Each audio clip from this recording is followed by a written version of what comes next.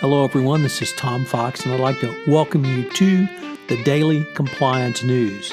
The Daily Compliance News is an offering of the Compliance Podcast Network. February 6, 2019, the Send in the Clouds edition.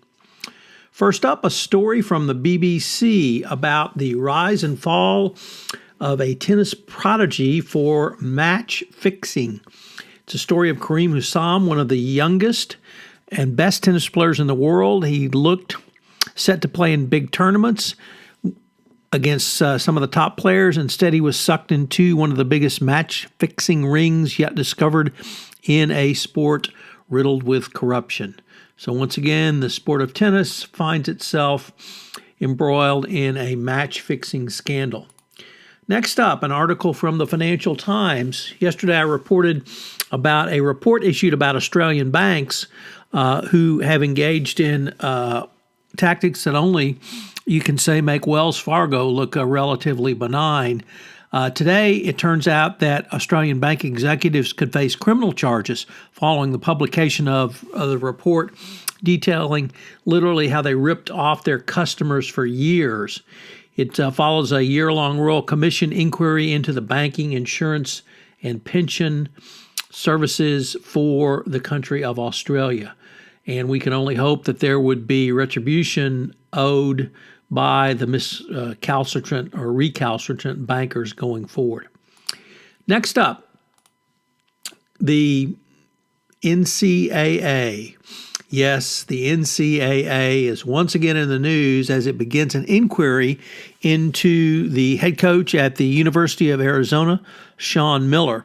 He is facing some, quote, uncomfortable questions, end quote, as the NCAA begins its inquiry into his program. It's been long rumored that the school expected to be investigated, and he came under fire after an ESPN report claimed he had discussed paying $100,000 in exchange for DeAndre Ayton's commitment to the program.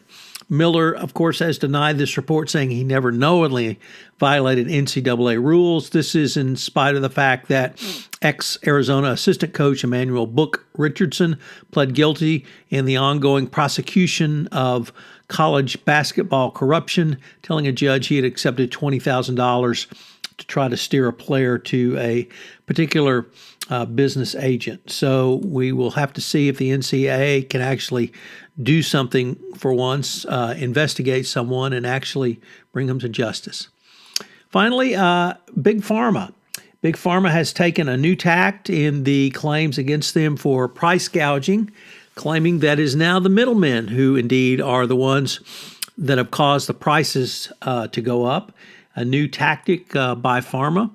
And it's going to be interesting to say, for them to be able to say how the cost of middlemen is what's driving the cost of research.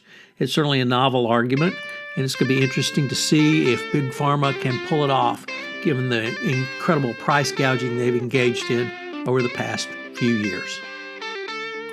This is Tom Fox. If you have any ideas for the Daily Compliance News, please feel free to email me at tfox@tfoxlaw.com. I'd love to hear from you. As you may know, we've had several new offerings on the Compliance Podcast Network.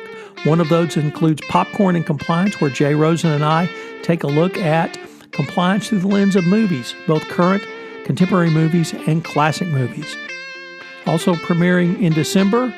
And finally, Mary Shirley and Lisa Fine have premiered their new podcast, Great Women on Compliance.